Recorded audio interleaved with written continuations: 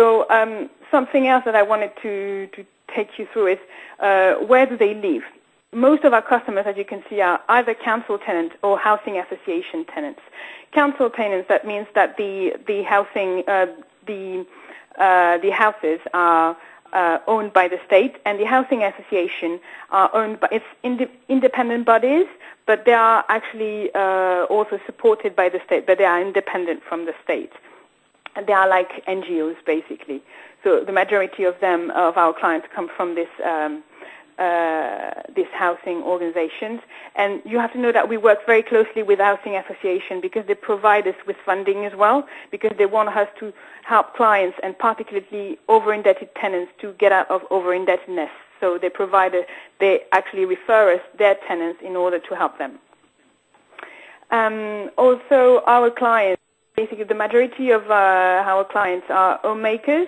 A part of them are working, some of them are unemployed, retired, but the vast majority are homemaker, because as homemakers they don't have access to banking as well. So that's why they turn to us. Their other alternative would be to go to Provident or this kind of lenders who would charge a very high interest rate. So we are their only alternative. Then I wanted to give you a little bit of a case study so that you could see what we do and how we can help people. When SD originally from South America came to Fair Finance in January 2009, she had taken out 4 payday loans, each charging in excess of 4,177% APR. So it's a huge amount.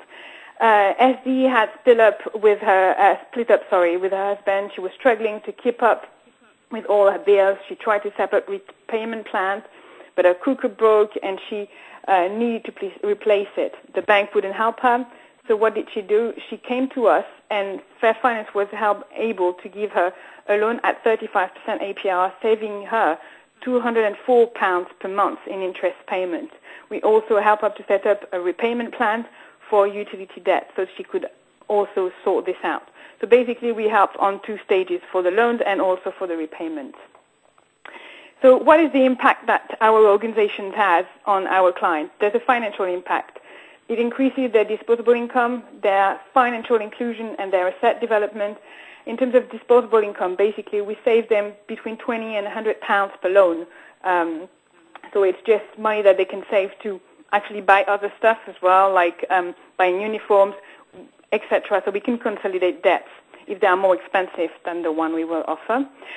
Financial inclusion, now they can manage their finance, so they gain more confidence in their finance, and it's not a subject of worry also as well.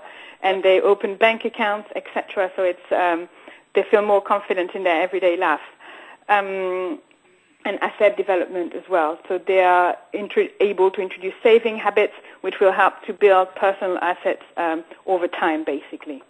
In terms of personal impact, there's 3 main personal impacts that we've noticed: time, empowerment, and quality of life. In terms of time, it really reducing expensive debts gives people more disposable income and therefore more time. People can take the bus instead of walking. They can buy food in bulk instead of shopping every day. People have more time to invest in themselves and their families. Empowerment, helping people reach a position where for the first time they can choose how and when they spend their money.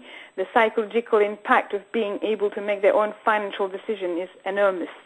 And in terms of quality of life, reducing the stress of dealing with doorstep and payday lenders, some of whom use intimidation to ensure repayment. So our clients have reported a reduction in stress and anxiety and an improvement of their general happiness. So for us, that's really a victory as well.